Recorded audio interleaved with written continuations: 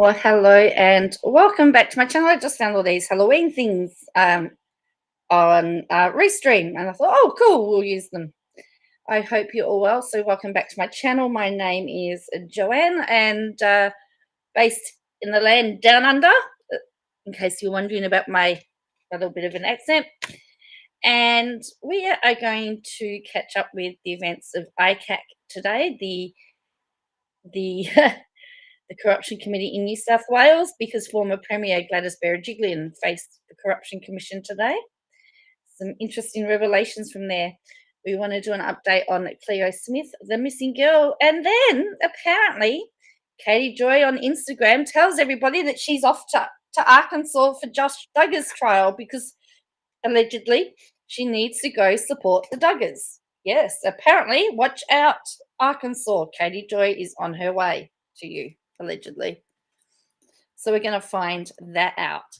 Also, Helen Dalton has had some stuff to say about ICAC because the current Premier, Don Perrottet, has been mentioned.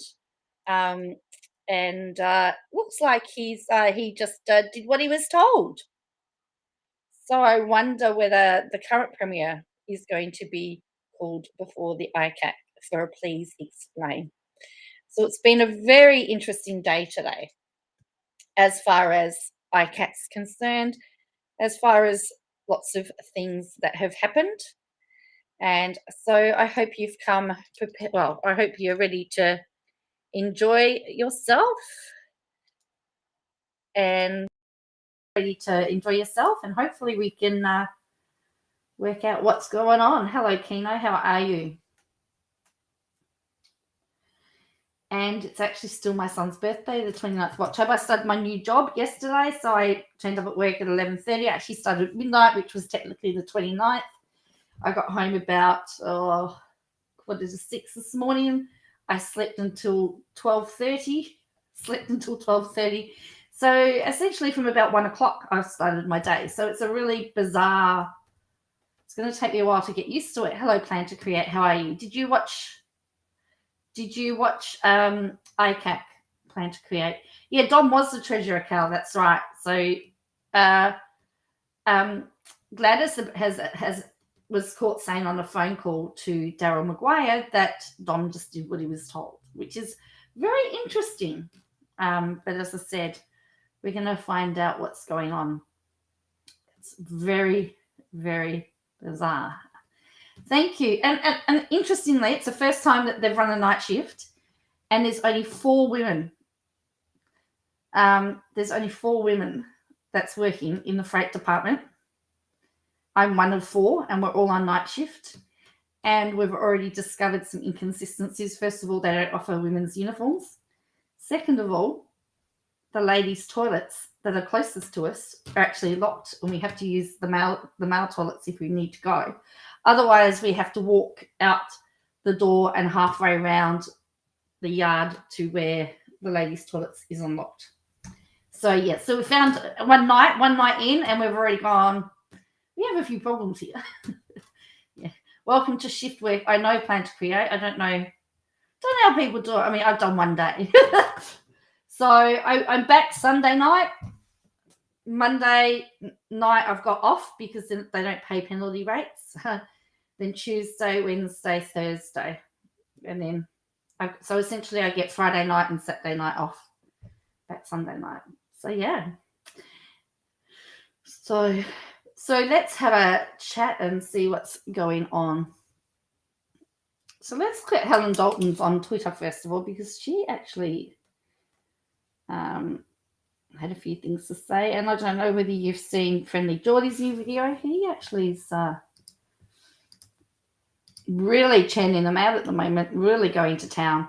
So Helen Dalton, she says here, hang on.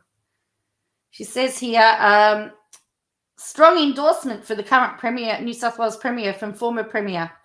ICAC has played another intercepted phone call from May 2018. Miss Berejiklian tells Mr. Maguire, she got you $170 million for Wagga Hospital. I said to Dom, just put it in. He does what I asked him to, Miss Berejiklian said.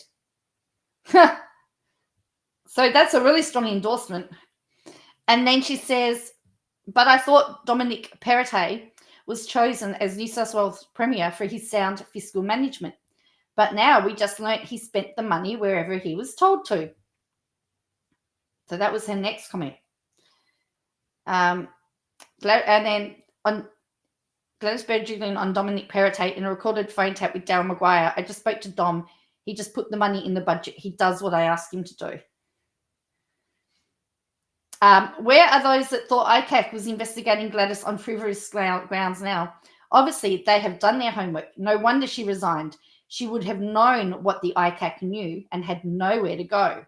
Seems Darryl was not just a stray. Here's the question. She has blamed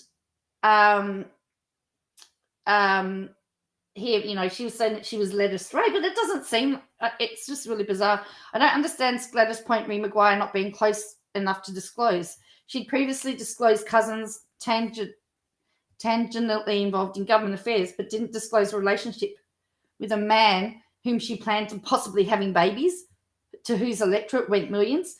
So one of her things is that she never considered him family, but she admits to going to marry the guy and want children with him. Doesn't that indicate that you're more than family? Then Helen Dalton says, ICAC has killed the narrative of Gladys being the good premier led astray by the bad boyfriend. If anything, she comes out of this looking even worse than Darryl. So there you go. That's just some of the Twitter stuff on today with this. So let's have a look, because it's pretty some of the stuff is interesting.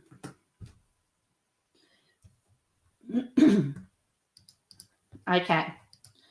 So here it is. So Gladys Berejiklian told Darryl Maguire she would sack public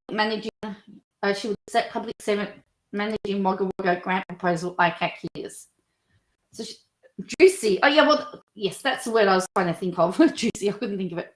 So this is not. We'll watch some of this. So this is former Premier Gladys Berejiklian. All right. So let's have a watch. Hello. Hi, okay. What are you doing? I just got home. Oh, really? What are you doing? Oh, just sitting here cooking a bit of pasta, just lying down and watching the news. You sound very excited in your voice. What's happened today? Oh, what's happened? Look, what happened was I've been subpoenaed to go to ICAC, some of the ICAC, so that's exciting.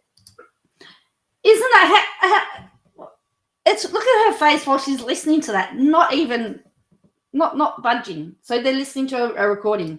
What? Yeah. What for? Well, because I introduced that idiot for what? To Country Garden. Right. Yeah. So I went and I met I asked what's his name, Moses, to represent me. Good. Yeah, so he gave me somebody. So I had to go and meet that person and have a yarn with them. And they wanted. Is there anything to worry about? No. Oh, good. No. Yeah. Is there anything to worry about? I mean, I've never accepted $1, never done a deal. So why are you being subpoenaed? Well, I'm being summoned as a witness. Oh, right. So what's to prove what? Oh, well, who knows? I think that what was the benefit from the skullduggery was getting up to the council. I don't want to know any of that stuff. He was going to tell her. She goes, I don't want to know any of that stuff. Wow. Have a listen to it. Getting up to the council. I don't want to know any of that stuff. But nobody knew. Nobody knew. I mean, who would know? These focus were up to no good. Right. So anyway, they never asked me to do anything with the parliament, whatever, which I wouldn't. So I was never asked to do anything there. Really made some introductions, but now even making introductions is a problem. It's funny how she cut him off and said, I don't want to know. I don't want to know. Hello?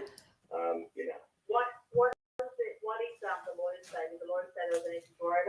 No, well, they've got a whole heap of texts and things, and they drag us everything, of course. But I don't have all that stuff. I mean, me, phones and technology, we don't mix. I mean, you get a new phone every so often. So anyway, I dug up what I could find, but none of it relates to the addresses they're talking about. And all these people, I don't know them. What addresses are you talking about? Hang on, for somebody that didn't want to know anything, she's asking lots of questions though. There's a whole heap of addresses that the ICAC are looking at, and I don't know anything about these addresses. What do you mean, the council area? Yeah. Right. There's a whole heap of addresses where they must have been playing funny buggers.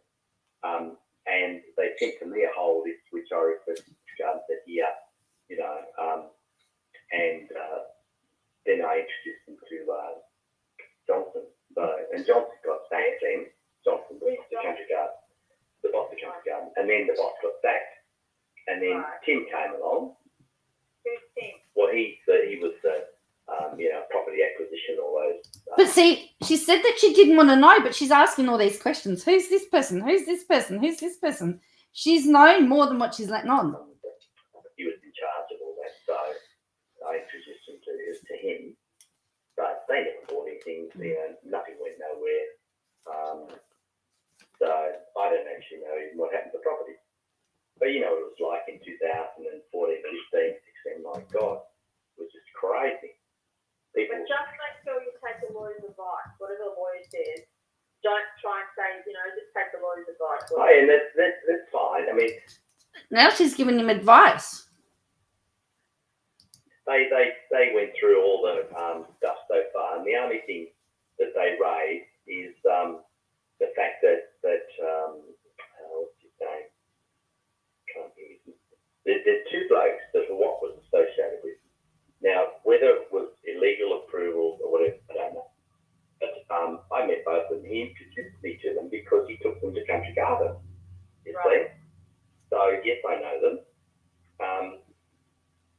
And one of them had a problem with the roadworks, which I asked him to write officially to the parliamentary site, which he did. I then made representations, and the department, met with him and did whatever. I don't know what happened. There was a planning issue that he was having trouble with. Now, I think I introduced him to Jeff Lee as well. Said, look, This is a very long conversation about nothing, in my opinion. guys could probably in your area, can you look after him? And that was the end of that. So, and it was a big site. It had problems with. The council just would make a bloody decision on future roadworks, and they blamed RMS, and RMS blamed council, and the council blamed the developer. I said, look, get in one room and sort it out, will you? Go away. And that was that. So, you can be. So why did you feel you needed to do that for Country Garden? Like, why? The lawyer will say, why did you? Tim and I agree.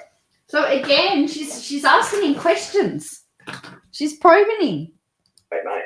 Tim and I developed a great friendship. I've talked about Tim. He's got a love of cars. There's nothing he doesn't know about them. Tim and I just talk shit. We've always got along. I don't think I know who he is. No. Look, he's a lovely guy, and him and I just, we just enjoy each other's company. Just make sure you answer everything as directly and honestly. Take the lawyer's advice, but don't. Well, that's all you can do. I mean, she said, have you ever accepted anything? No, I haven't. I've got no deals with anybody. I've never accepted $1. And if I had a deal with someone, I would want a bloody solicitor sign it. Just imagine what happened behind closed doors, says Kat. I know, this is just a phone call. Imagine what the pillow talk would have been. In other words, it's another story that your mate with Tim, he wanted introductions, you made a few introductions but got nothing in return. Is that the Absolutely, positively. Right. Tim, because I said to Tim, do you realise what you've done? Within meeting him a couple of times, I said, mate, have you worked for the Chinese before? And he said, no. I said, Jesus, you're in for an education because I know how difficult they are.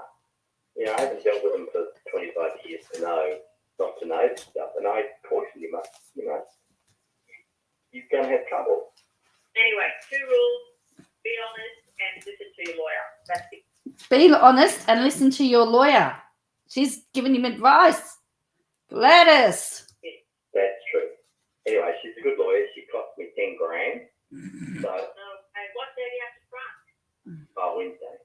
But I mean, the fact of the matter is, I mean, $10,000, right? Because you've been called as a witness because some was an idiot in a local council somewhere, and you happen to know them.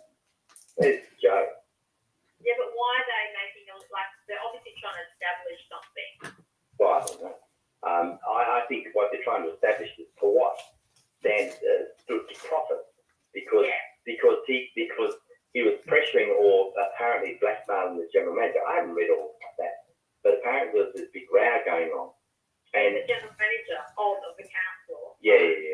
So apparently there was this big row going on about development approval, and some of them must have been the ones that referred to Country Garden. The prerequisite was they had to be DA approved, or Country Garden wouldn't look at them, and that's what was asked for, DA approved. And some of them came through that weren't approved, were in the process, blah blah blah. All right. So if I was new to all this, I'd say, well, what's it to you? Why do you care? What do you mean? I would say, what's it to you? Why do you care? Why did you go out of your way to? Oh well, because firstly, Tim and I hit off. We were great friends, and I felt that he really made an error joining them. That he was going to be in for a fall. Okay. Well, that's understandable. Then if you said that you and Tim were friends and you were helping out. We got one. And look at her face, the poker face. She hasn't budged. From day one, really got along. We just enjoyed each other's company, talk cars, all that stuff. And I said to him, I said, mate, you realise what you've done.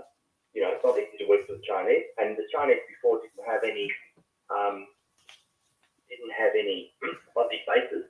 So they were really struggling too. So I guess I was trying to help them. So, and anyway, that's life. I mean, it's really glad. Just be careful and be truth. Listen to your lawyer. Don't be master on whatever. Just take the lawyer's advice, whatever she says. Yeah, that's fine. But I never accepted $1. I never asked for $1. Nothing happened that I know of. It certainly didn't involve me, and they certainly didn't ask me to do anything that I consider even slightly wrong. I wouldn't do that. ICAC is the Independent Corruption Commission. Independent Commission Against Corruption. So I think there's people need to be giving ICAC an apology, in my opinion. But, ICAC, their job is to... Anyway, so that was the first line. So a corruption hearing was heard that former New South Wales Premier Gladys Berejiklian telling her secret boyfriend, MP Darryl Maguire, that public servants' head would be gone, but only after he fixed a grants proposal in his electorate. Ms. Berejiklian today began her evidence at ICAC as it investigates whether she breached public trust due to the undeclared relationship with the disgraced Wagga Wagga MP, Mr. Maguire, during a dramatic day of evidence peppered with secretly recorded phone calls. Ms. Berejiklian insisted Mr. Maguire's level of access to her as Premier was no different to any colleagues, as she never regarded the relationship as of status sufficient to declare. Really? That he had... Hang on. She's saying that the level of access to her as Premier was no different to any other colleague. So did that mean that any other colleague could just get into the other side of the bed? I'm sorry, I had to go there. Like, they had a relationship. They'd pillow talk. Like, was she doing that to everybody? Seriously. Yeah, we've had some wild weather today. So, and that she never regarded the relationship sufficient to declare. She wanted to get married to the guy. They were talking marriage, but it wasn't sufficient. In a November 2017 phone call played to the ICAC today, Mr. Maguire spoke about a multi-million-dollar project for the Riverina Conservatorium of Music. Mr. Maguire made reference to a senior public servant involved in the process. I can't stand that guy. His head will be gone too soon. Berejiklian is heard saying. Not until he fixes my conservatorium, Mr. Maguire replies. Miss Berejiklian says, good, tell him to fix it, and after he fixes it, I'm sacking him. Upon questioning from counsel assisting the inquiry, Scott Robertson, Miss Berejiklian was reluctant to accept the prospect she deliberately delayed firing the bureaucrat because she wanted the Wagga Wagga proposal dealt with first. No, that person is still in public service today, the former Premier told the Commission. I obviously didn't do it. Hello, Kelly. You're ready for KJ in Arkansas? Yeah. One project that the Senate investigation is that $5.5 million grant for the Clay Association. At the time, Treasury advice was not to support the project because of a net benefit to the state. The watchdog heard a recorded conversation in the lead up to Ms. Maguire's appearance at a separate ICAC investigation in July 2018, where he told Mr. Berejiklian he'd been called as a witness but had nothing to worry about. 2 rules: be honest and listen to your lawyers, she tells him. Mr. Maguire then equates the process to worse than the Spanish Inquisition. People can't talk anymore, he says. They could be tapping your conversation with me right now. You wouldn't know. Miss Berejiklian insisted she did not suspect Mr. Maguire had engaged in corrupt conduct because he told her he did nothing wrong. All right. So let's have a listen to this one. So now she's been asked why she didn't disclose the relationship. So let's find out why. So, Ms. Berejiklian, do I get the impression from these answers you're giving to Mr. Robertson in relation to whether or not you just declared the relationship in relation to decisions concerning conservatorium, that you did turn your mind to whether you should disclose it at the time? I don't think I did, Commissioner, because... Never crossed your mind? No, because I didn't think it was something that I needed to disclose because it was something in my personal life, and we didn't share anything in common apart from that close personal relationship. We led separate lives. I didn't feel it was at a state at which the threshold for me was, would I introduce him to my parents? Would I introduce him to my sisters? Was I confident it was going to be something to last the distance of time? And I didn't feel that. Wait on. They were going to have a baby together. They were talking about having a child together, but she didn't feel that the relationship was going to last. What on earth? What? Well, that sounds like you undertook a fairly intense process of analysis of the issue, Ms. Berejiklian. Well, I would have, well, perhaps not at those specific times, though. But isn't that the sort of thing that when you're making decisions in relation to projects which Mr. Maguire was a vociferous advocate for, that you would at least cross your mind? But Commissioner, those projects were about the community. They weren't about a personal, because I would have similar feelings or biases with other colleagues for different reasons. You might want to persuade them to support you, or you might want to win their seat, or there's lots of interests that exist. But for me, the threshold question was, this is for me a question of how I conduct my public decision making. And You're right, totally clueless. They were together. It was a relationship that lasted 5 years. That's right. And is she saying that she didn't introduce them to her family? Really? Let's have a look. Had, in my view, nothing to do with my personal life, because it was on the merits of providing something positive for the community. It had nothing to do with what was happening in my personal life. Just confining this issue to the period when the decisions about the Clay Targets Association and the Conservatorium was made, so it's 2016 to 2018. You were not in a relationship with any other person, as I understand your evidence, of the nature of that with which you were involved with Mr. Maguire.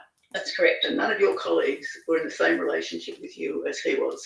That's correct. So there's no comparison really between what you do in relation to declaring a conflict of interest in relation to him in relation to any other colleagues. Except, well, the benefit was only for the electorate. It wasn't for him, and it wasn't for me. It was for the community and the public interest. It had nothing to do with what I might feel for him. It was actually a decision based on what is in the public interest, and I think this is the key issue. In my mind, there wasn't any conflict on my part, because this was a proposal to be determined through the proper processes on its merits. But she was the person that headed it. Wow. She's gotta give her credit. Oh wow, they've released dates in WA. Wow. Maybe they're going to do that. Maybe they'll just do their quarantine days. I don't know. For the public interest. It was not for any other interest, but for, does the community deserve this project? Should the government fund this project? And is it a decision that is going to benefit the community or the government? It was not a consideration of what was going on in my personal life. And the very difficult thing is, Commissioner, if I can make this point, that many colleagues lobby us for many different things, and you have a different level of affection or friendship or perhaps reasons for why you want to support a proposal. And it's very difficult in public life to make those. Yes, that's a good point, Karen. Yes, he was married with kids. They were, yes. Draw that line. And for me, the threshold question was, did I think this was a relationship which was serious enough or of significant status to share with my family? I would not have wanted to expose anybody to them unless I was confident the other person felt the same. Wow. Or that it was something of that significant nature. For example, if there was anything formal or anything that in my mind provided a level of commitment or level of any conjoinment or any. If there was anything that provided a level of commitment, isn't talking marriage and children a level of commitment? Or am I just so out of the issue of love and marriage and dating and all of this sort of stuff, which is probably part of my problem? Am I just so totally out of it that to me, marriage and children means a commitment? Our lives were very separate. As I said, he used to come to Sydney and not even tell me sometimes. So it wasn't, in my mind, whilst I may have had, and I definitely did have aspirations. In my mind, I was never sure if those aspirations would materialise. Wowzers. So she told the Corruption Watchdog she couldn't remember why she ignored Treasury advice. She couldn't remember why she ignored Treasury advice and supported a grant proposal.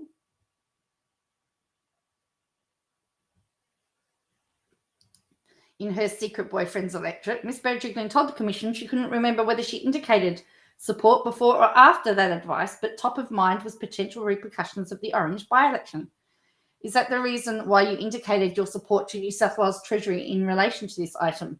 Mr. Robinson asked. Not necessarily, I can't remember. She could offer only speculation about her reasons. Correct, totally clear. That's what she just said. She had aspirations of it, but didn't consider it a proper relationship. She could only offer speculation about her reasons for support, chiefly a perception that, politically speaking, the bush was on fire and the regional electorates would feel the government had turned its back on them. Earlier, Ms. Berejiklian referred to Mr. Maguire as family, that an intercepted text message, but under the intense questioning insisted it wasn't in any legal sense. A series of intercepted April 2018 texts was shown, revealing that she told Mr. Maguire she couldn't do a job without him, and he said he was your biggest supporter. But you are my family, Miss Berejiklian texts back. Mr. Robinson pressed Miss Berejiklian intense and repetitive exchange about whether she considered him family. In terms of my feelings, but not in any legal sense, and definitely not in terms of anything I felt I needed to put on the public record, she replied. We'll let the lawyers argue about the law, but at least in terms of your feelings, you regarded Mr. Maguire to be part of your family in April 2018, Mr. Robinson followed up.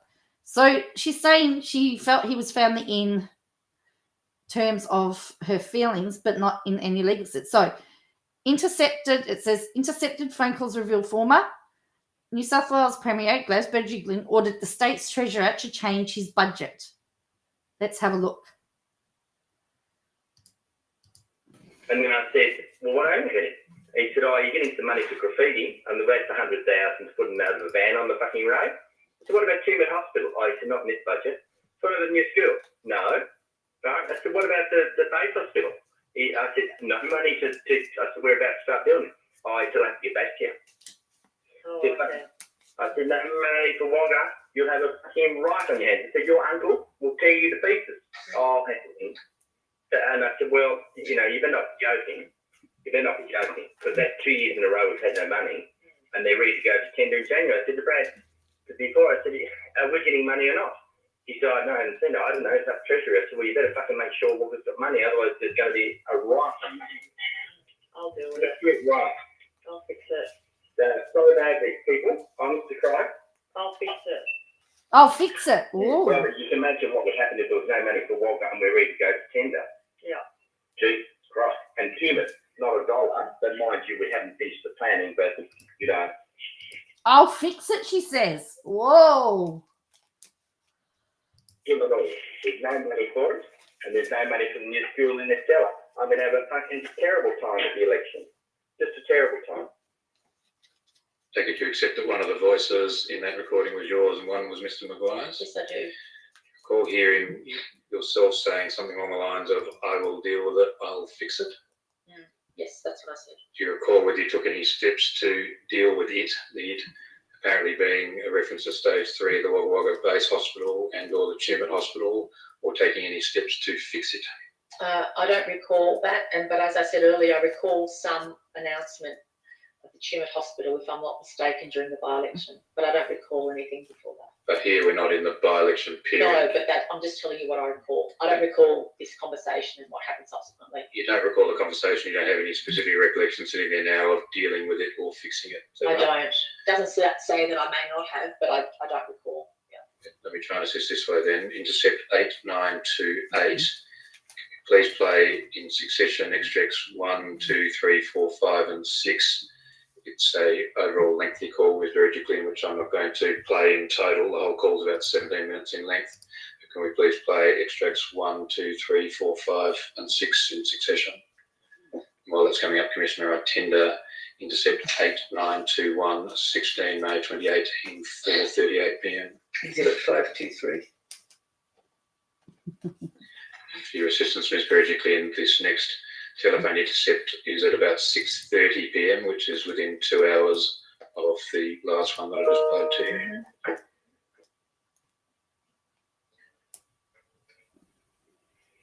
Well, I've already got you the Wagga Hospital. But they should have done it. I know. Why did they? I just spoke to Dom and I said, just put the 140 in the budget. He goes, no worries. He just does what I asked him to. It's meant to be 170. Whatever it is, 170. I said, I think it's around 140. Yeah, so just put it in. He's putting it in whatever it is. Okay?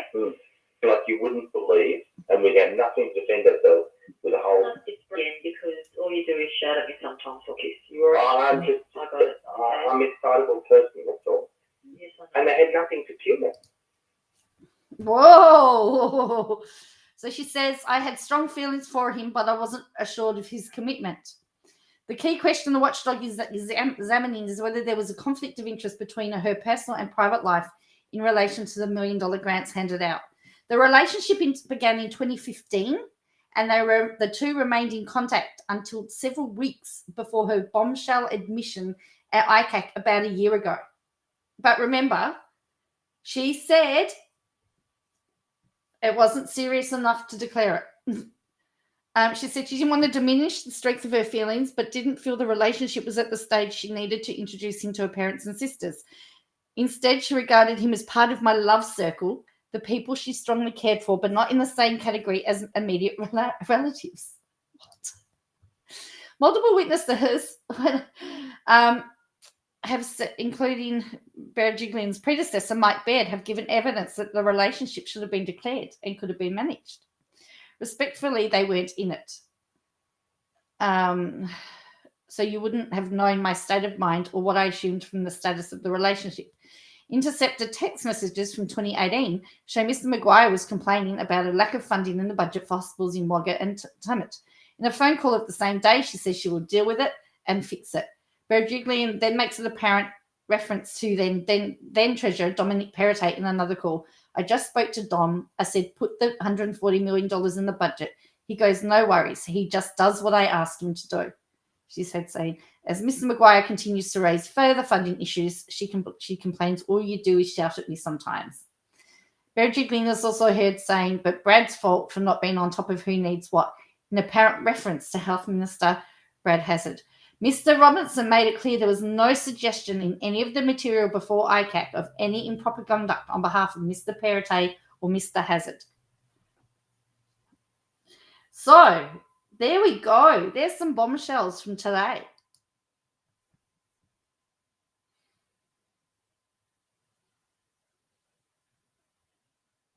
There is some of the ICAC bombshells from today. She's got lots of things to question though. A lot of questions to be answered. I still find it hard to believe that she didn't feel the relationship was serious enough.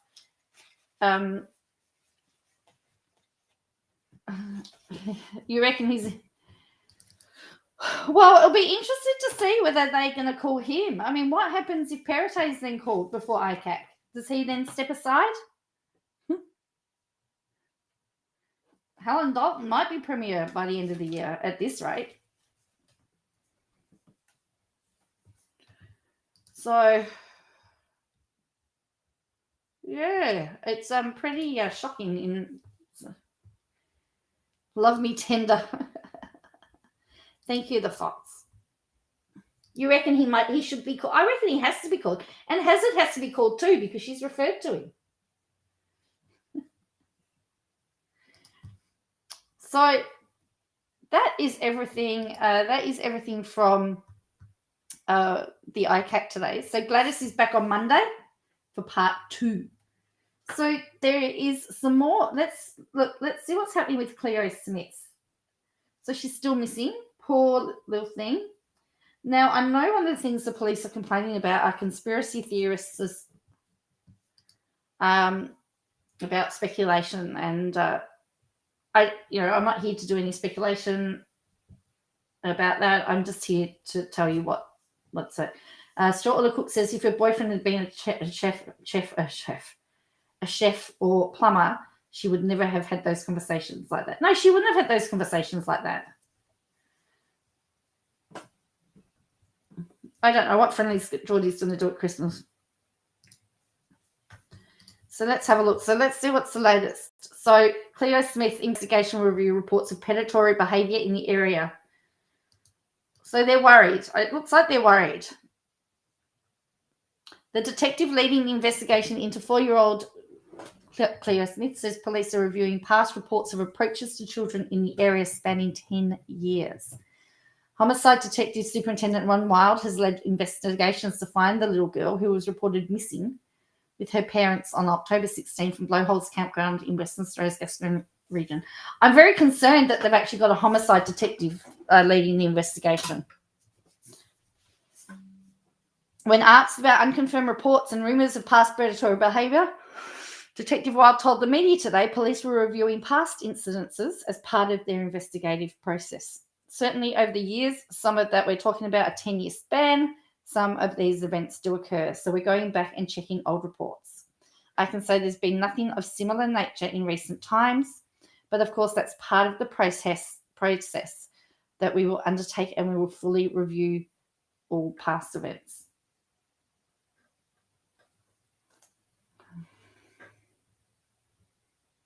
No, I haven't seen that. Did you guys see? No, I'll have to try and find that. Detective Wild today also released a timeline of police activities the day Cleo was reported missing and responded to questions why the first officers on the scene did not immediately close the campground. He said Cleo's mother, Ellie Smith, called 000 at 6:23 a.m. just before 6:30. The first police car was dispatched to the Blowholes campsite under priority 2 conditions, which means they are authorised to use their lights and sirens and can exceed the speed limit. The second police car was dispatched at 6:41. The first officer arrived at the Blowholes at 7:10 and established something known as a protected forensic area around the family's tent, the last place Cleo was seen. A roadblock into and out of the campsite was not established until 8:34. Obviously, the first police officer getting there had to establish what had taken place. So it's 2 police officers, Detective Wild said. It's a large area. They did a great job by establishing a protective forensic area containing the tent and all forensic evidence that may have been contained within that area.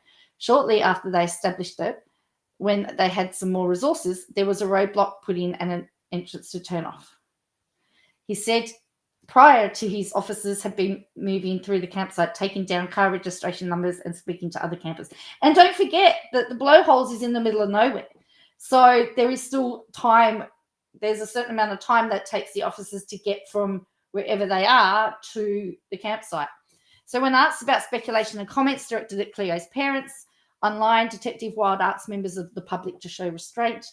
We've heard about it, online commentary, and it's terrible. They've been very helpful. We're doing what we can. They're holding up, but I'd ask all members of the public, it's not helpful, obviously, for anyone to publish anything online. And that's why I'm not sure, short order. That's why I'm not making any comments as to, I'm just sticking to what we know. He said police did not search their home for clues until October 23 because it was not a priority. The priority was obviously the blowholes at the tent, and things are prioritized. And obviously that's not a high priority because from what Ellie and Jake had told us, she went missing from the campsite. He said police had no suspects. They're still reviewing CCTV footage and hoped whoever was driving or sat in a car spotted by fellow campers leaving the campground on around 3 a.m. on October 16 would come forward. But he said police had not ruled out returning to a marine search in the area. He said experts had given advice on the terrain and water conditions early on in the investigation, which made officers abandon searching the ocean early on. He said police aren't excluding any possibilities in regards to whether Cleo was still in WA or asleep.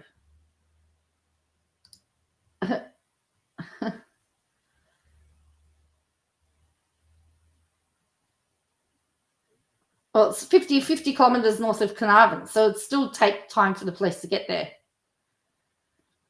So this is the timeline. So they've released the timeline as to it. So 6:30 was just dispatched from the Carnarvon police station to blowholes. 6:41. So the first car left at 6:30 and arrived at 7:10. Okay, cool. Thank you. So then they requested a drone operator. There's a third police car on its way.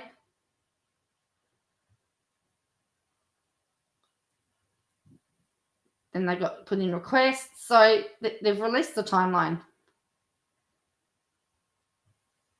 So at 1 o'clock they were getting reinforcements coming in from organising reinforcements from Perth. They arrived at 3 o'clock.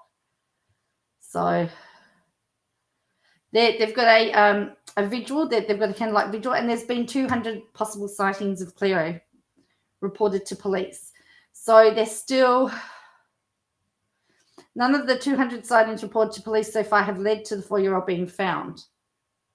So, but there's been 200 sightings. And it looks like they've got international law enforcement happening as well, assisting. So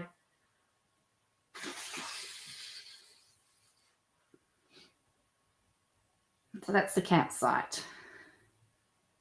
And they were taking soil samples and other forensic there. And the families returned back home. So they're looking for a mystery car, but they don't know what make or model it is. They don't know anything. So, yeah. So, yeah. They're trying to find her.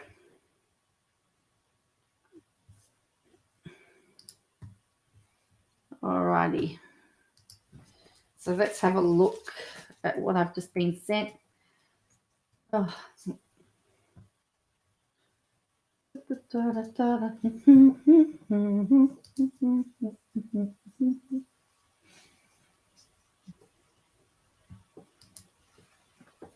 All right. Ted Cruz crushed by Australian Chief Minister. Interesting. Is that from, let's have a look. Ooh. Matthew Gunner, Northern Territory Minister.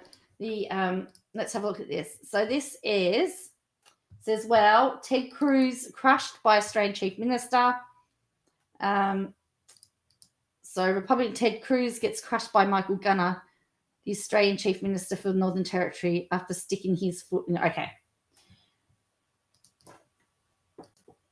Yeah, it is hard to keep it together about that. Well, I don't really want to think about it, David, but I mean, that's the only reason why you would have the international police involved, wouldn't it?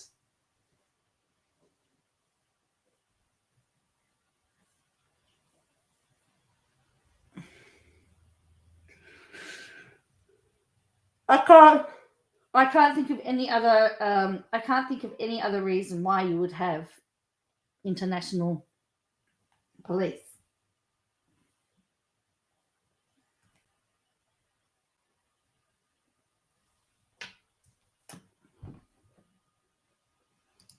And if that's the case, it's sickening. It really is. So, all right. So this is, let's have a look at this one. So Will sent me this, so thank you, Will. I don't know what's in it. All right, let's look at the latest, just completely boneheaded attempt by Republican Senator Ted Cruz to espouse his ideology of open everything, never close anything, asking people to think about someone else in their community or on this planet is a form of liberal nonsense and blah, blah, blah, blah, blah. And talking about opening up, our retail stores were opening up at 6 o'clock this evening. And apparently my local shopping centre had queues all the way through one entrance to the other of everybody wanting to do in-person shopping. I'm very happy staying at home because I've got no intention of going out at the moment still, other than to work. They've predicted that we're going to have about 3,000 cases mid-December, and I'm very happy to stay at home. as a result, Ted Cruz has ended up getting called out very brutally by Michael Gunner, who's the Chief Minister for the Northern Territory of Australia. So the context of all of this are protests in Australia by anti-maskers and anti-guidelines people in the context of an Australia that has really taken the pandemic very seriously. And so let's first start with Ted Cruz's. I know, I've got I don't want to travel anywhere. I'm more than happy at the moment in my own little world. Tweet, which was in response to a video from Michael Gunner from a press conference, which we will look at. Okay, so Ted Cruz tweets, quote, "I love the Aussies. Their history of rugged independence is legendary. I've always said Australia is the Texas of the Pacific." Oh, God. The COVID tyranny of their current government. Oh, no. I love it how they talk about the tyranny of the current government, but do they realise that it's the state governments that have set in many of these laws, not the federal government? The federal government have done not a lot other than mess up the vaccines. Is disgraceful and sad. Individual liberty matters. I stand with the people of Australia. So the clip being referred to from the day before is a clip related to guidelines being put in place, potentially fines for violating mandates, etc. This is Michael Gunner, the, as I mentioned, the Chief Minister for the Northern Territory. Let's take a listen. This is what triggered Ted Cruz. Ask yourself these three questions. In my work, do I come into contact with vulnerable people? Is my workplace at a higher risk of infection? Do I work on infrastructure or logistics that are critical to the territory? Right. If your answer is maybe, or I don't know, you need to get the jab. Critically, the direction also applies to industries who directly face customers in circumstances where the worker may not know the vulnerability of the person they are interacting with. Right. So it is simple. If your job includes interacting with members of the public then you need to get the jab. If you work, How to insult an Australian? Yeah, I know. Well, Northern Territory's actually been one of the states that has actually had very few cases as well, and they've actually got, although they do have a federal quarantine facility, I might say, but you know, they've not had a lot of downtime. You don't agree with mandates either?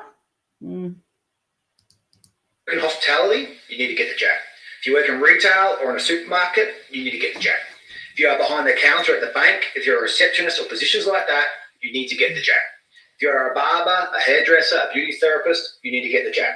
All these workers and many, many more directly interact with members of the public. Yep. That means you are frontline workers in our economy. That means you must be vaccinated. Of course, there can be exemptions, but these are extremely narrow and must be backed up.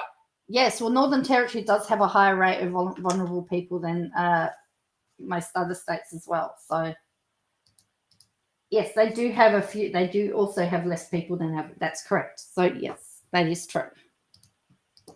With medical evidence. Simply not wanting the vaccine is not a reason. Today, we're also announcing the date from which this mandate comes to effect. This is huge. From Saturday, the 13th of November, if you have not received at least your first dose of a vaccine, you will not be permitted to attend your workplace in that role, and a failure to comply with the direction is a $5,000 fine. Whoa! That means that workers must have received at least their first dose by Friday, the 12th of November, at the latest. Okay. So that A $5,000 fine. Wowzers. No, that must be something similar here too, because I know there's been a bit of a panic.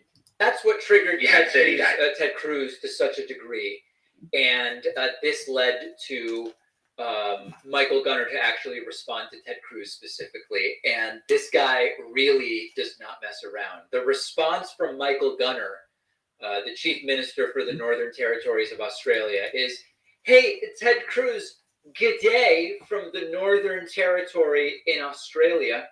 Here are some facts. Nearly 70,000 Texans have tragically died from COVID. There have been 0 deaths in the territory. Did you know that? Vaccination is so important here because we have vulnerable communities and the oldest continuous living culture on the planet to protect. Did you know that? We've done whatever it takes to protect the territory. That's kept us safe and free. We've been in lockdown for just 8 days in 18 months. Our businesses and schools are all open. Did you know that? We don't need your lectures. Thanks, mate. You know nothing about us. And if you stand against the life-saving vaccine, then you sure as hell don't stand with Australia. I love Texas. Go Longhorns. But when it comes to COVID, I'm glad that we are nothing like you." Ted Cruz just humiliates himself day after day after day. And one of the really interesting aspects of this is that there's the stereotype of all sorts of different populations, which sometimes Republicans don't like. You know, all the typical stuff. Highly educated is sort of feminine, and European is sort of feminine, and actually the trend there seems to be a lot of stuff is just sissy, right? According to Republicans. Then they have stereotypes about the opposite, about those that are rugged and they're sort of like them, they're conservatives and so they talk about, hey, you know, in Switzerland, lots of people have guns. They're manly there and they're fine. You go and talk to the folks who own the guns in Switzerland, and you realize, wow, they actually, from a legal perspective, are really in line with Democrats. And they explain that the role of guns in Switzerland is actually completely different to that in the United States. They don't understand United States gun culture, but Republicans go, oh, look at Switzerland. Similarly, with the Australian rugged individualism and all this stuff, a lot of the culture in Australia is just different. It's not guns in the same way that there are guns in the United States.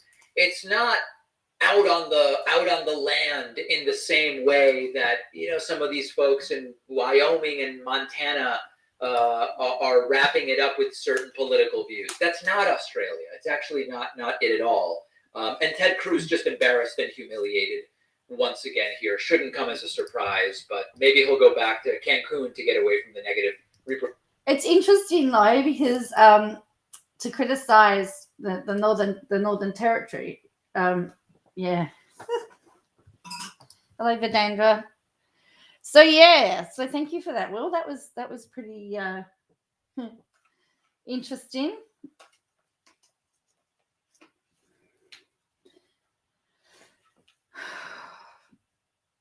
It's so easy to look at other countries and criticize them without understanding, what's going on there. However, I do actually, I'm very concerned about the children though, because they can't get vaccinated, and that's,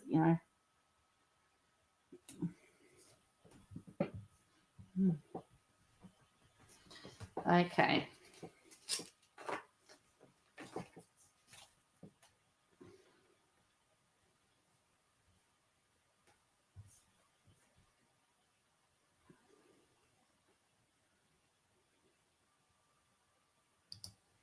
Oh, really? Now the government has announced. Oh, they're going to put announcements on Wow.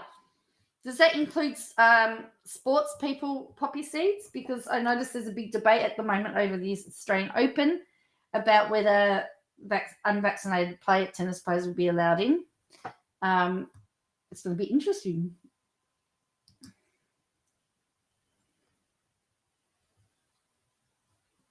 Whether unvaccinated sports people will be allowed into the country is now also being hotly debated. So it's, as I said, it's very, very interesting. Wow, 210 per week? So, and they will have to do their 2 weeks hotel quarantine, is that correct? Oh, yes, got to have those. They're all allowed in, right?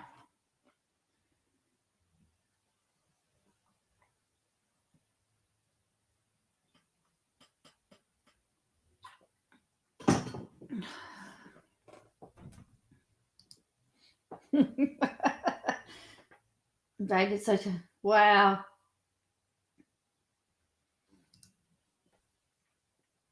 Yes, well, the feds have said that they could get in, and Victoria said no.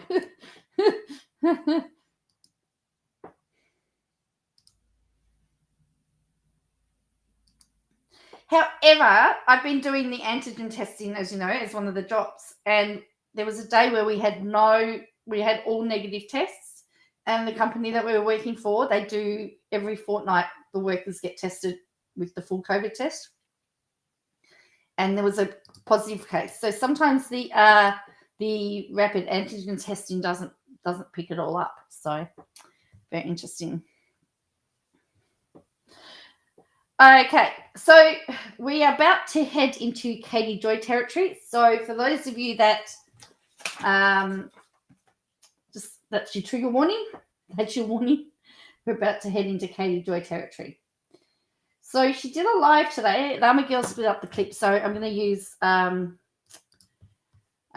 her clip. So thank you again, Llama Girl. Apparently, it's the start. Llama Girl says the start of the really angry drunk. She also talks about going to Arkansas to go support the Duggars, apparently, allegedly. So let's have a look. If you heard the crap that people are telling me, like if Lawson Bates is dating someone or if the Bates are doing something, I don't fucking care right now. I honestly don't give a fucking shit about it. Whoa! She's gone straight into it. She's wasted, telling everyone to F off. She went on keen. Wowzers! Whoa! They're still actively recruiting for a fucking cult that is causing women to be raped and children to be abused. And I don't... What? Would we go straight in there? A trigger warning, people. Sorry. Wow. I don't fucking care. I don't fucking care to promote them. I don't fucking care to, like, idolize them. I don't fucking care to like them. I don't fucking care. Oh. This isn't gossip. This isn't tea. Idolizing these fucking people is not cute. It's abuse. If you want to go into my DMs and ask me what I fucking think about Lawson Bates getting engaged, I want to say fuck you. Why can't you say congratulations? Congratulations. Why are you looking up to a family that promotes fucking marital rape? Why are you looking up to a family that... What? Where's this come from? Oh. Sorry, we've missed it. Sorry. Wowzers! You. Why are you looking up to a family that promotes fucking marital rape? Why are you looking up to a family that promotes fucking corporal punishment? Why are you looking up to a family where two of their sons were at the fucking Capitol riot that tried to overthrow our government? She had her hair done a couple of weeks ago, Poppy Seeds. She went to the beauty parlor to get her hair done. All right, see ya, Cal. But you did say that last time, Cal, and you came back.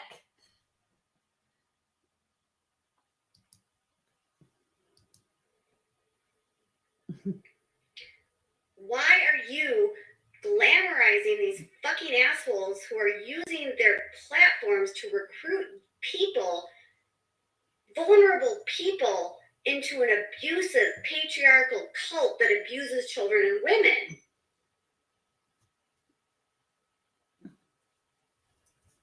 No, this isn't about taking care of my mental health. This is literally me passionately speaking about this. Like, I'm not having a mental breakdown. I'm literally telling you, this is not tea. These are literally people that are being abused, and half of them don't know they're being abused, and the women don't know they're being raped, and the children don't know that they're being beaten. That's not tea. That's not gossip. It's not fun. Wowzers! That was the so. If that was the start, how's it going to end?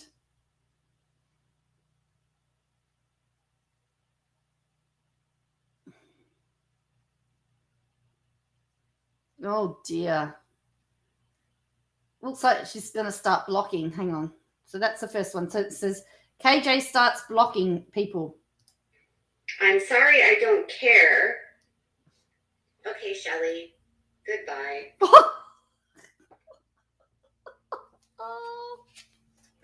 You know, and there's so much misogyny in this world that even people that follow me have to bring in their misogyny when I'm talking and saying, oh, you neglect your child because you're working. Is your son asleep?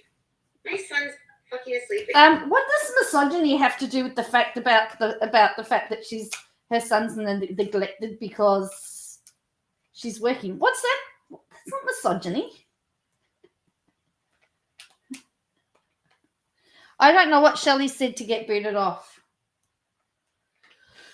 Oh, but how is that misogyny? Am I just totally... I must be really totally and utterly out of the loop here. When I'm talking and saying, oh, you neglect your child because you're working. Is your son asleep? My son's fucking asleep and he can't hear me. The reason why they're asking whether your son's asleep because of the language. TLC and Up Network have blood on their hands because they have enabled thousands of people to go through this program that abuses people.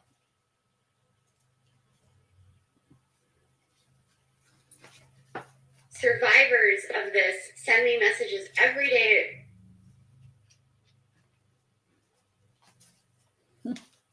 every day. I was sexually abused by my grandfather. I was raped by my father. I was raped. Yeah, but that doesn't mean they were involved in some cult.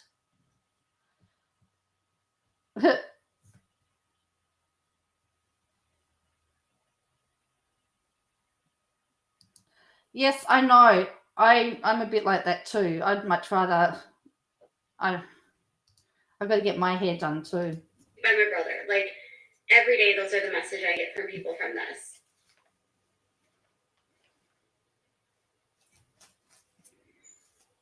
I apologize if I'm not interested in talking about the gossip today.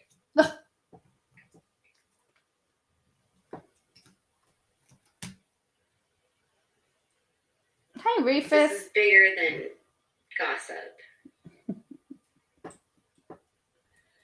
Oh, bigger than gossip.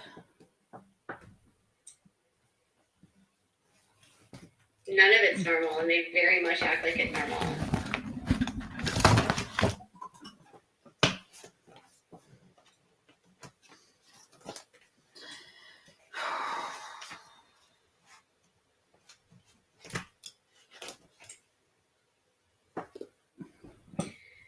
It bothers me that when I finally speak out and I share how I'm feeling about it, that I'm told that I'm like, need to take care of my mental health. Like, dude, no. Who else is speaking? Thing is, we all have to take. KJ invites Luca to fight, then tells. Oh, okay. Oh, gee whiz. Who else is speaking out for these victims? Who else? If you're in the cult and you try to speak out, they silence you and they don't take you seriously. If there's a girl, a little girl that's 20 years old, 19 years old, that's seeing this video that has changed or moved to leave, that's accomplishing a goal. I got a message yesterday from a girl who said, I left because of you. Like, I can't change the old guys' minds because they're thriving in it. If I can help their daughters leave or their sons leave, I'm all for it. I did post about the engagement today. I didn't say anything. Luca, do you want to fight? Do you want to go live with me and fight? I'll fight you.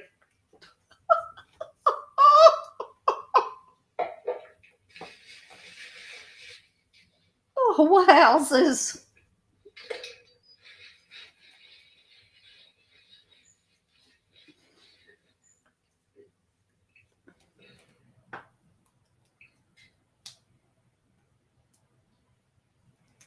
I'm here to watch Josh get his,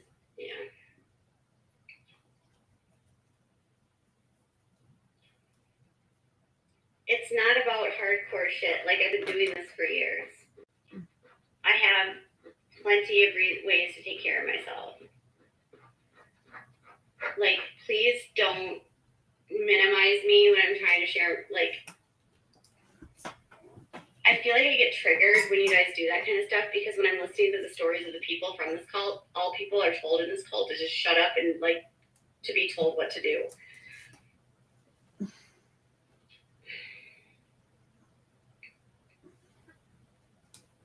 You know what, Luca? Fuck off. Don't follow me. I can see Lucas says, let me just make this bigger. Lucas Not says, my mental health. That's literally.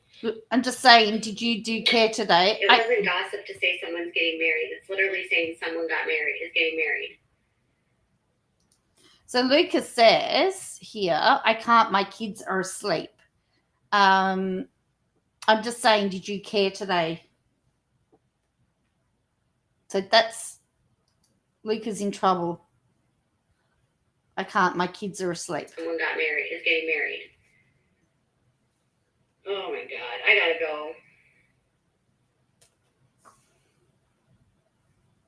go. Wowzers. Alrighty, then drunk KJ escalating tells Lizzie to F off and blocks numerous people. All right, here we go again. Here we go again. My, how can I do it?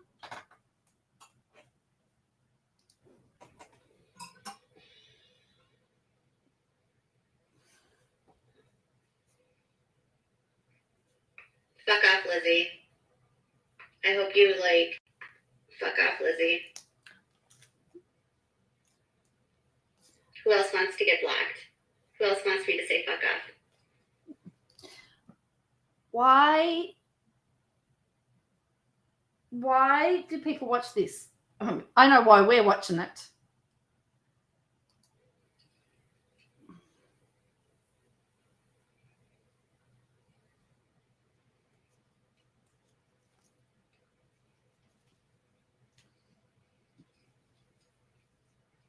Are you gonna spread a rumor that I'm doing cocaine like Keemstar?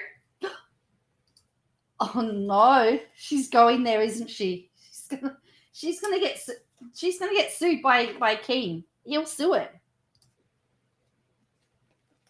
Or that I'm being drunk right now when I'm actually not drunk. I'm just really tired.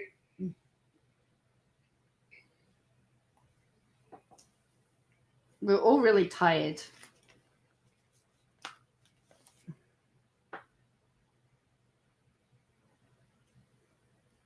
Linda, you need to get your hearing aids. Not your hearing aids checked. You need to listen. Literally listen to what I said. If you don't know why I'm triggered by people telling me to shut up when people in this cult are told to shut up, please go check your Google. I swear, there are days, man. I can't handle this. Not this. Just the idiot. Well, get off the internet. That's right, David. It's a train wreck and we can't look away. Exactly. That is exactly what it is.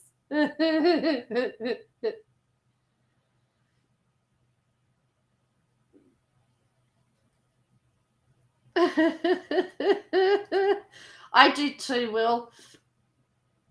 Although my sleep, now that I'm doing night shift, my sleep schedule's all over the place. Idiotic crap on Instagram.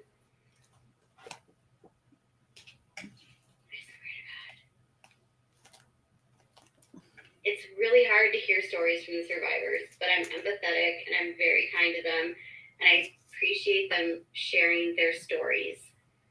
And I find it really aggravating that there's assholes on here that just want to make it about drama when it's not drama. I think Linda can go to... And no, Poppy Seeds, I don't have work. No, but I worked last night. I got home at I finished at 5. I was home about 6 o'clock and I slept till lunchtime. So I'm actually halfway through my day now. No, I actually work. If you do it from the day that I essentially start, it's Sunday to Thursday, except it's really Monday to Friday. It's very confusing, I know.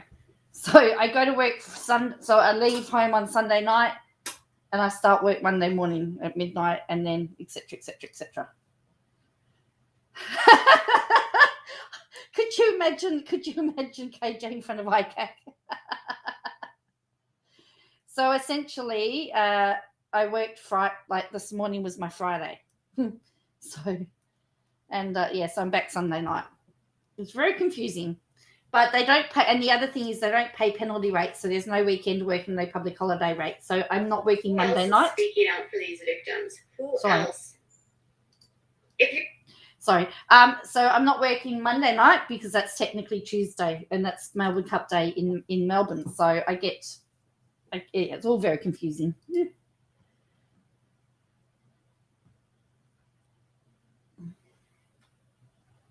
That's right. Okay, Jay, we're going to talk about... This hasn't gone off the rails. I think I'm getting trolled. Mm-hmm. And I know that I'm getting trolled because people that literally never comment are saying things. Oh, dear. Yeah, I covered ICAC earlier. You've got to go back to... 726. All right, then it says, all right, now we're getting to Keemstar. Here we go.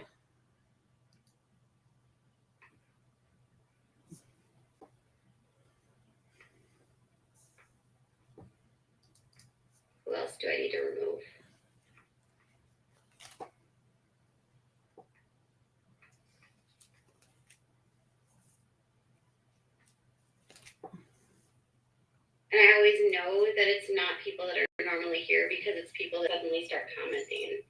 And then once I block you, you're in my DMs begging me to unblock you. And you pretend like you're not being a dickhead. No, you blocked me, but I don't pretend. I've not gone into your DMs. I got no time for you at all. Hate to break it to you. I think you're a little bit full of yourself there. You're welcome, Lori Dever. Lori Dever is in that world, okay? Yeah. Keemstar's fans are not my fans because I don't deal with rape apologetic people that tell people to kill each other. Or Keemstar was arrested for arson and he owes the government $264,000. And he's also told someone to go kill himself, and then he did kill himself, and he's accused people that have been raped of being not raped, and he loves to defend rapists. So I don't give two shits what Keemstar says about me. Wowzers. She went there. Keemstar actually shows proof that he doesn't owe the tax department anything. And as for those other things, I don't know anything about the other stuff that she's saying that he did.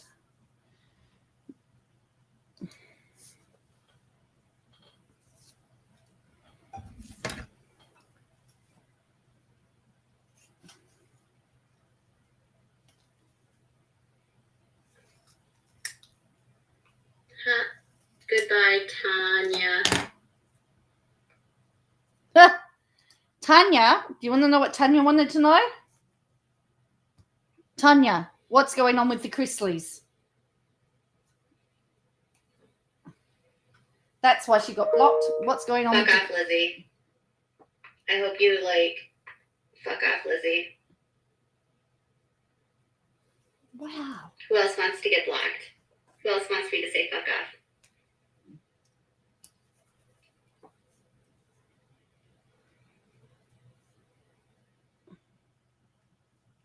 Wow, sis.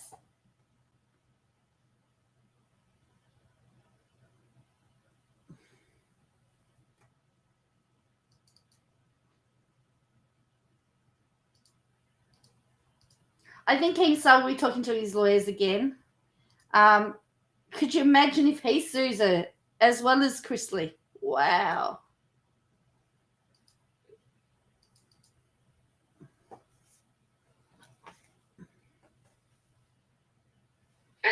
It's if he paid it, but it's literally still on the county website. So I don't know about that. It's almost November, and I pulled that off their county website this month, yesterday.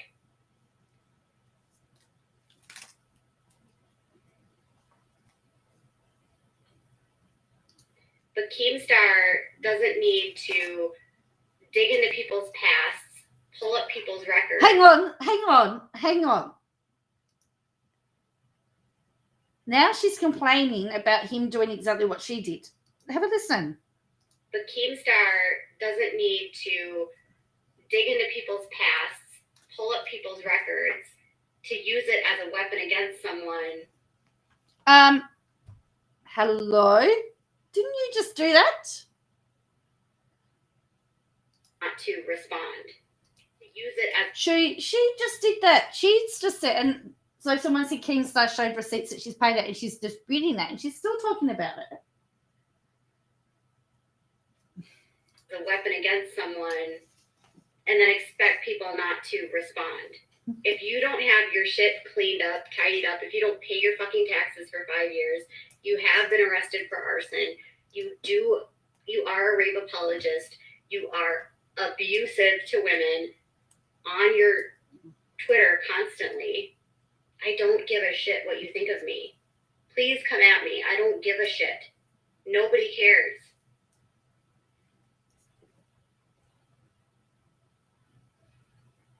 Wow, sis. Why does he give a shit what I say about him? I have 57,000 people on my Instagram and like 185,000 on my YouTube. He has 6 million. He shouldn't give two shits what I have to say. But he does give a shit what I have to say because I'm a female and I'm an easy fucking target and everyone fucking hates me in that side of YouTube. So they can all like rally up and be like, oh, Katie's so terrible. I get it. Nobody fucking likes me. Cool. Not if you like that.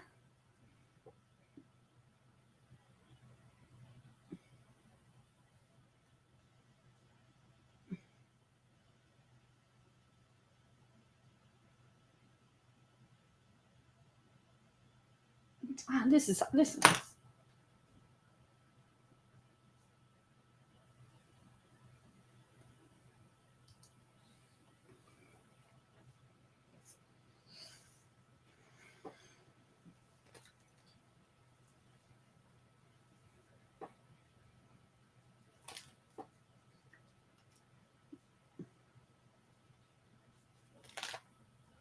All right. Here we go. I'm not going to be on for very long. Gonna get on to There's Amy. just a lot. And so right now we're working on trying to figure out if I'm going to go to the trial or not. Amy has asked me to go. Amy wants me to go with her for moral support, and I just got to figure out if I can go.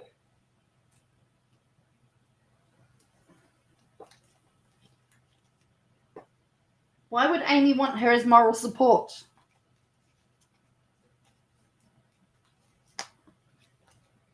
It's a question I'm asking. Why would she want her as And my moral nose support? is running, and I can feel it running. We're also there's a lot of considerations that I have to think about if I'm going to go. You guys, there's like safety issues for me. Like serious safety considerations that I would have to consider. Serious? I'm sorry, I shouldn't laugh, but she's a nobody. I don't know why Amy would want to go. Thank you.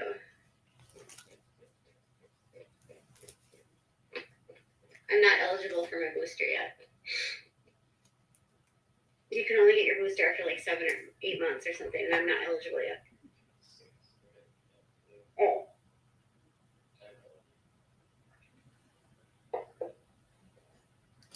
Todd just said he was eligible, but didn't she get her vaccination before he did? Have a listen to Todd in the background. Oh.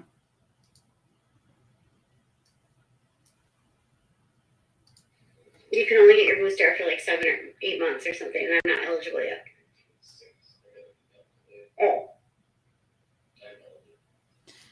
Todd says he's eligible, and yet she said at this that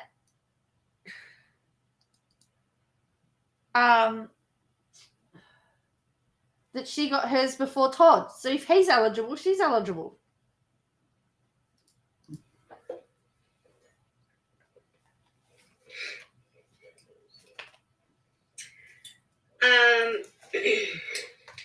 If I go, I won't have my computer. I'll be able to bring my laptop, but my laptop does not have the same capabilities. If I do any reporting, it would have to be from my phone. Reporting? So it's not going to be the same content or quality, but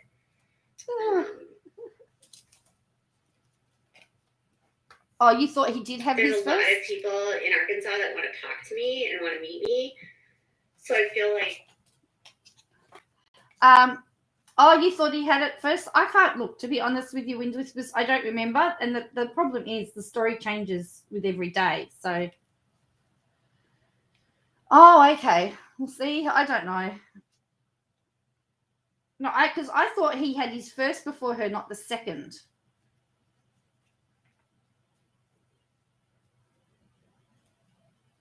I'm confused. But anyway, it's all right. It's nothing like, all right, here we go.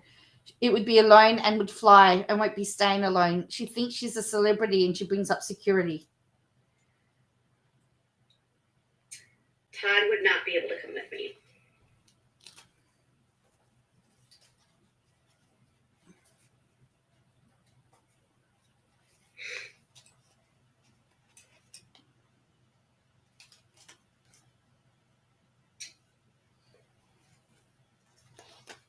Can we not talk about vaccines? Can you guys, for 1 minute, stop making this about COVID? Stop telling me what to do if I'm going to do something. I don't, like, for 1 minute, like, legitimately, stop telling me about COVID and what I have to do. Like, honestly.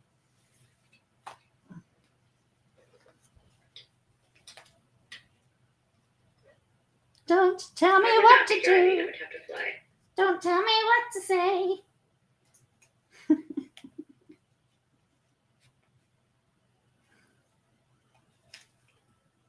You don't own me.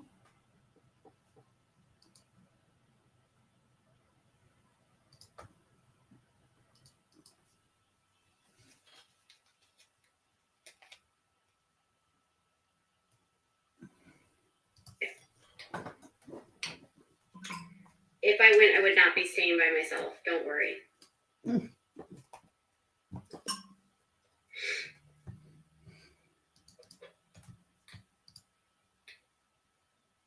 I don't know anything about ongoing abuse, so I can't answer that. And it's not my job to, I don't interfere in the stories. It's not my job to, first of all, I'm not hearing firsthand that people are being abused today. And second of all, I'm not going to call CPS on anyone because my job is to report. I'm not here to interfere in stories. I have to report on stories. So I'm not like calling Josh's probation officer. I'm not doing any of that. I didn't hear about literally any abuse happening right this moment in this day and age.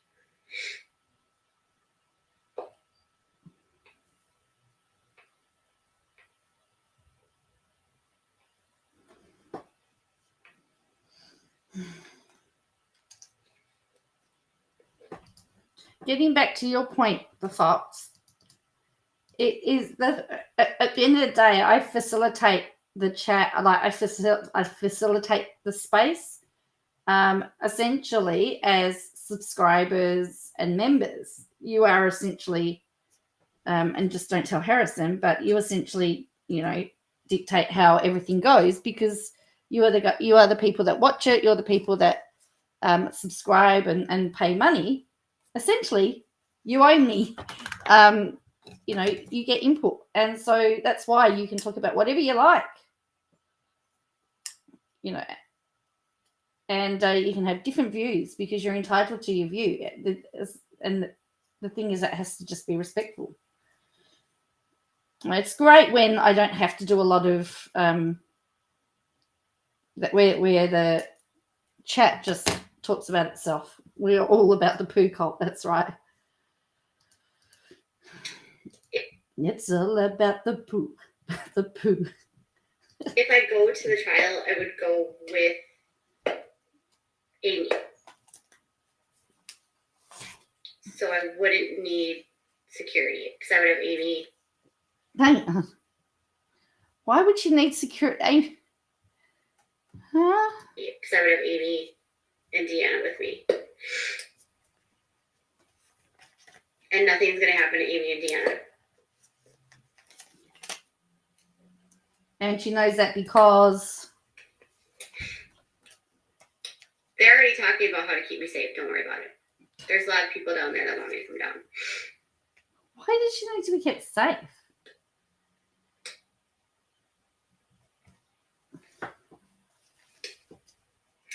I will say this.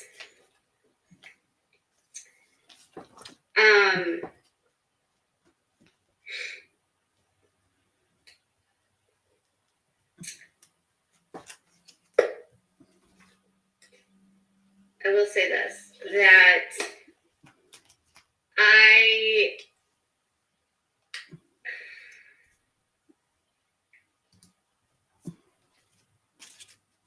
I'm getting old.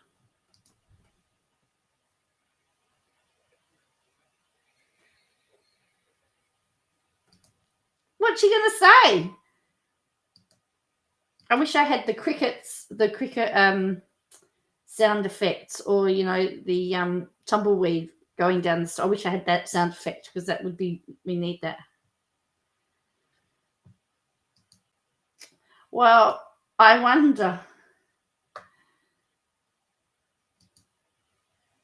whether the Duggars could ask whether she could be removed from the court.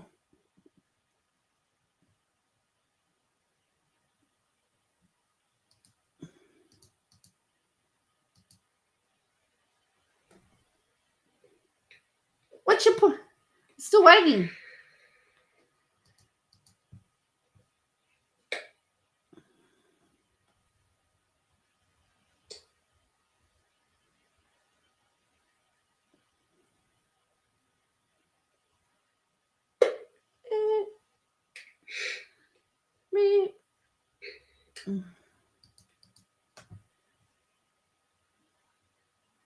Yes, Jim Bob's sister wants me to come down for the trial, and Amy, his niece, wants me to go with her. Why?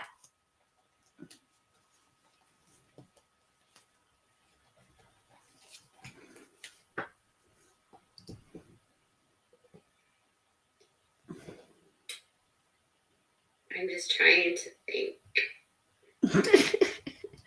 Tick, tick, tick, tick.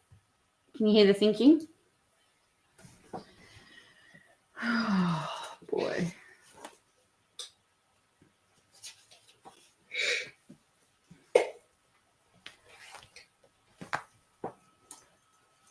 Gee whiz, we got nowhere. All right.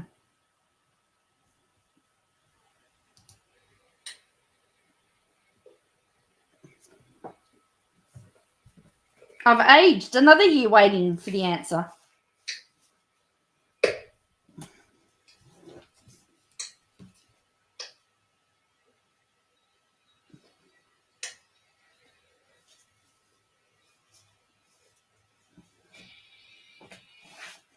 And Toad in the background. Toad's in the background. I'm not going to answer questions right now. Sorry.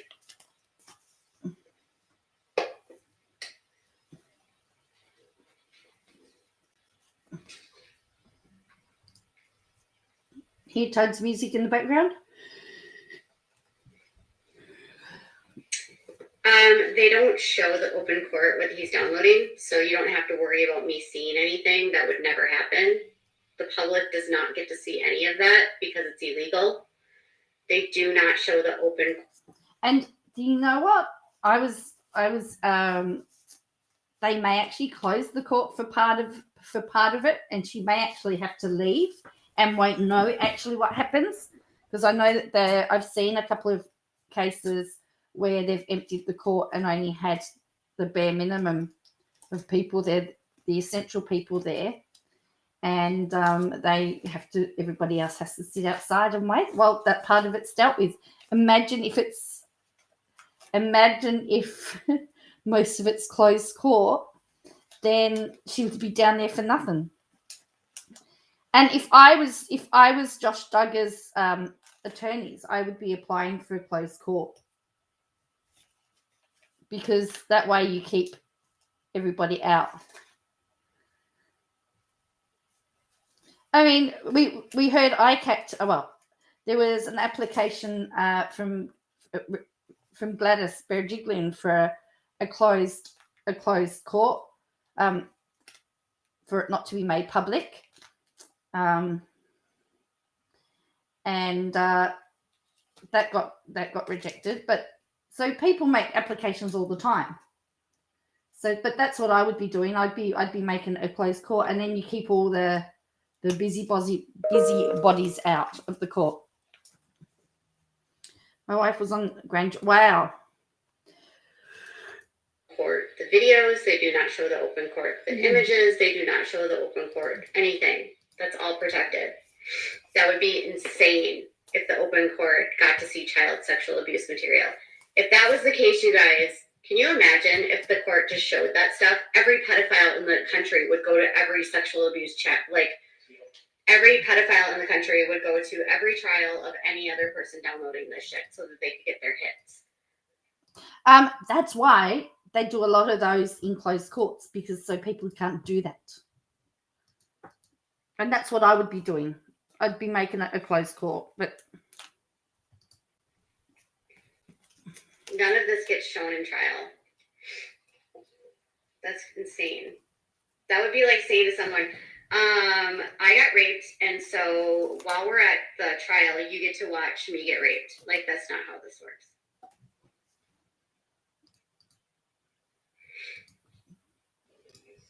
I'm not doing. I think the grand jury gets to see it, don't they? So doing anything for you guys when I'm going, if I decide to go. I have to be clear on that. I don't know how much reporting I would actually be able to do while I'm there. Me going would be less about reporting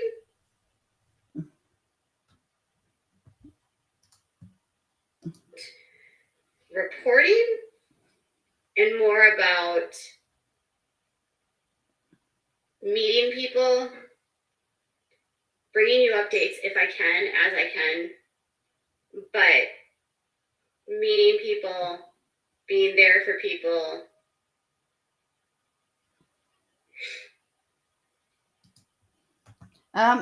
there were videos. Yeah, I don't know how that worked. She's saying, I'm not going for reporting, but I'm going to meet people and bring you updates. Didn't she say she was going to support Amy? And then why does she have to tell the world that that's what she's doing? Why not just do it? Usually, if you're going to support somebody, you just do it. You don't go tell the world. Oh, look, I'm going to go support so-and-so. To support Amy, to support Deanna. She just wants the story. She wants the scoop. Yeah. That's what it's all about. She wants to be the first one. Yeah, I'm sorry. I'm really tired. I don't feel good.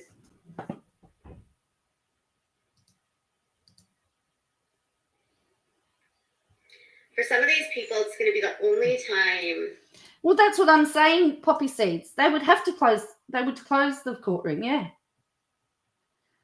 So she won't get to hear a lot of it. I mean, even with the Christian Porter stuff, when they were talking about what actually occurred and the allegations against him, they did it under a closed court because of the nature of it. All right, good night, the Fox. Is it that time already? Wow. Yeah, see, I wouldn't be broadcasting my movements either, Bo. That they actually get some truth. So think of it this way.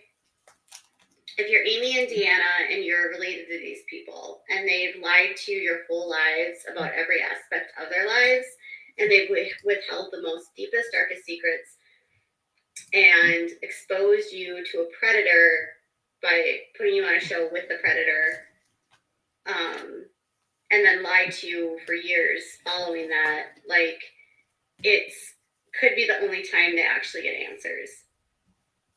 And they can't rely on Jim Bob to give them any answers.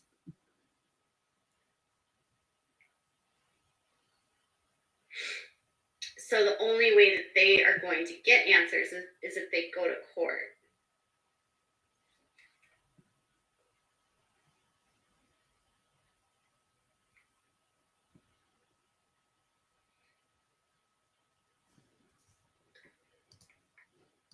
But will they get answers, though? That's the thing. Sometimes you come back for a laugh between songs. Sometimes you don't get the answers you want. I'm not close to the Duggar family.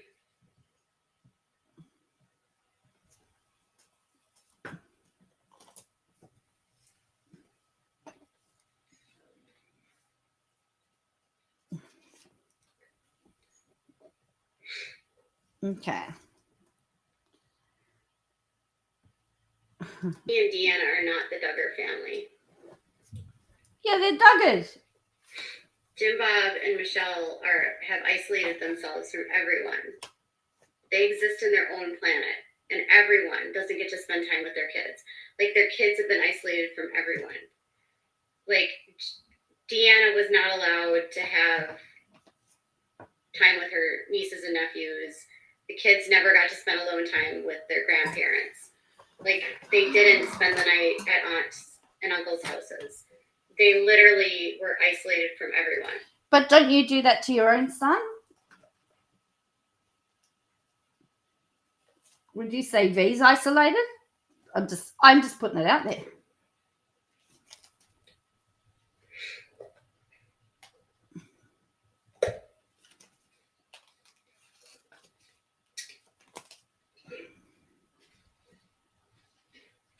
I don't know. Don't expect the siblings to make like some sort of like united stand down against Josh. They're just as brainwashed.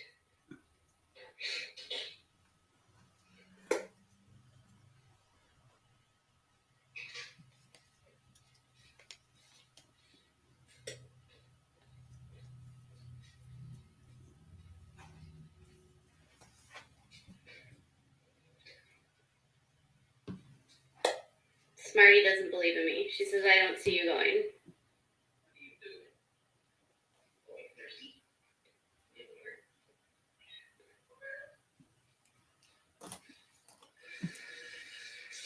Kim free to be my emotional support dog. No. She can't. I wish.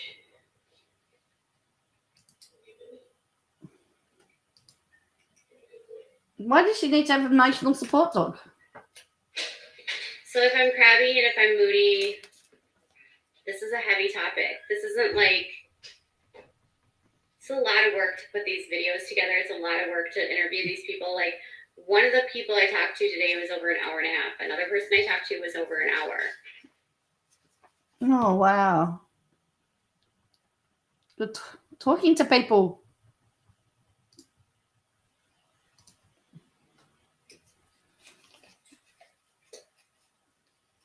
I don't know how many days the trial is supposed to be.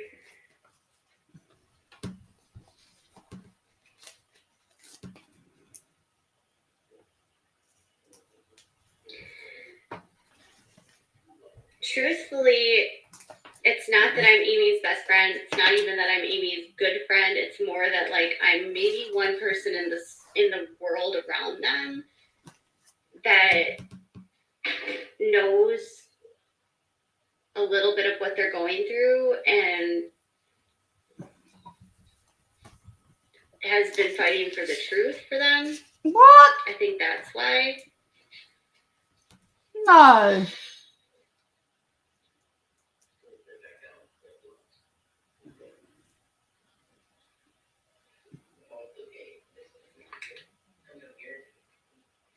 So anyways, I hope you guys have a good night.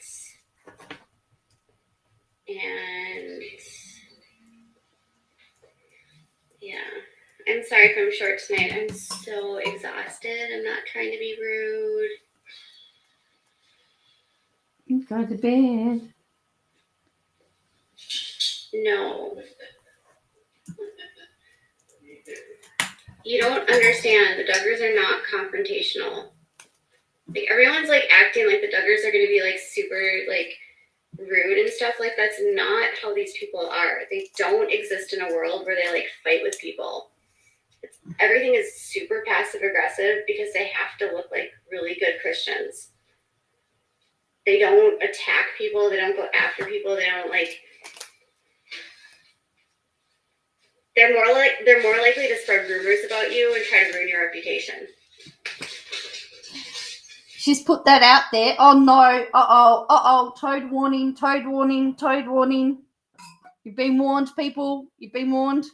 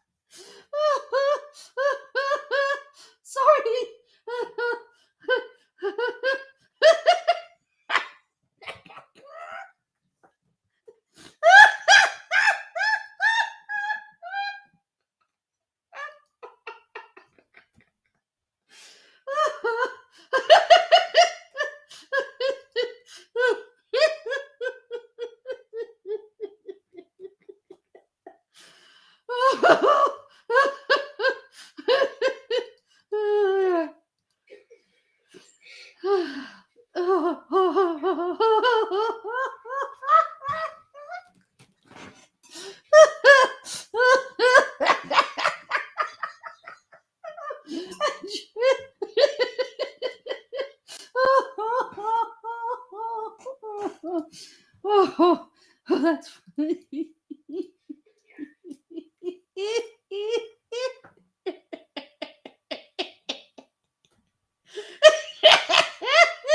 And like invite me over for food. They'd probably be overly nice, exactly, and like invite me over for food.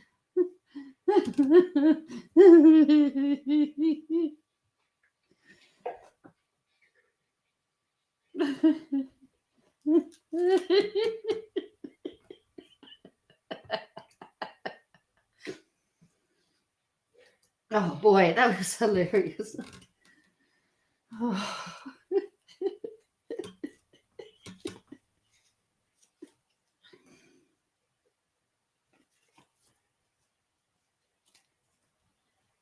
Oh.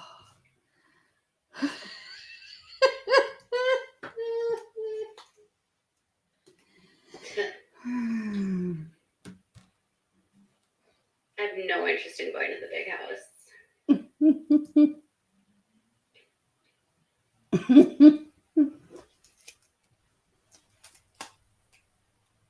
Oh boy, that was funny. Oh.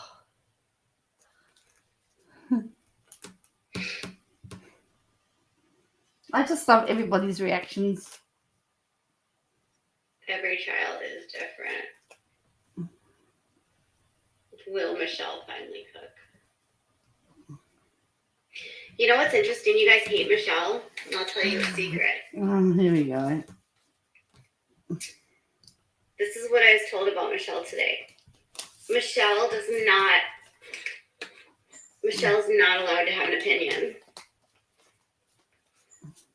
Michelle has one job and one job only. Keep sweet.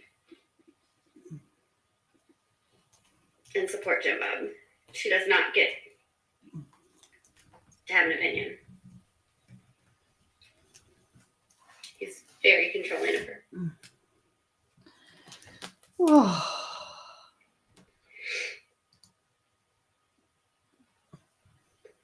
Because I asked, like, what does she know? And they said they don't know.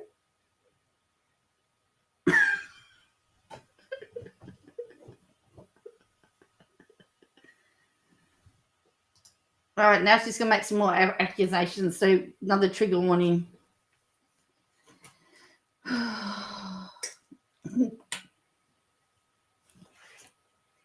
Michelle's opinions don't matter because he's the patriarch.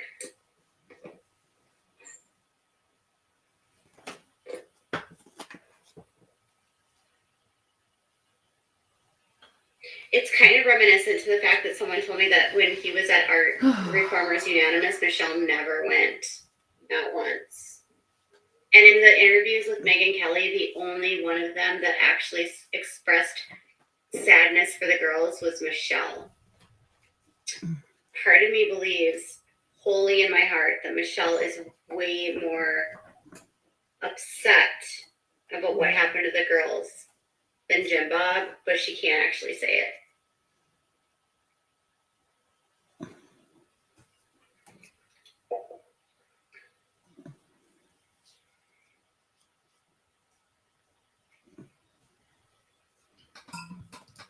When you start to see Michelle as like a victim of domestic violence, it kind of changes things. But is she? Do we know that she is? And I want to apologize ahead of time, but I'm finding it really hard to engage in the gossip of all of this right now because all of this other stuff is so heavy. And I have to say that from the bottom of my heart. When I get messages from you or comments from you about, oh, so-and-so is in a relationship or this or that, and I'm just like, you guys don't understand what I'm listening to.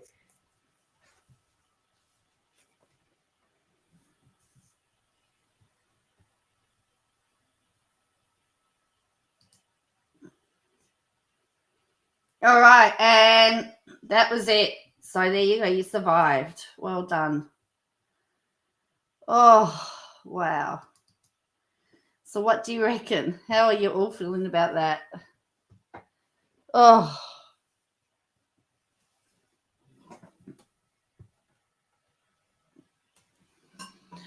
So, that was freaky, wasn't it?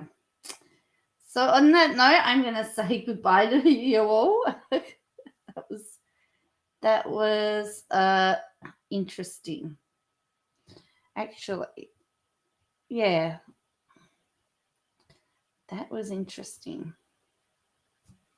So what do you reckon? Is she going to go to the trial? You love my laugh fest. Friday, her next drinking live. Oh, yeah, that'll be tomorrow. For those in Australia, yeah. Yeah, so anyway, so thank you for joining me. She makes me tired and it's only lunchtime. And I will catch up. Hopefully I'll catch up with you tomorrow. So I'm not having to work tomorrow. Tomorrow is a normal day. So anyway, I'll catch you all later. No, she's not going anyway. So make sure you hit the like button if you haven't done so already. And I will catch you again next time. And bye for now.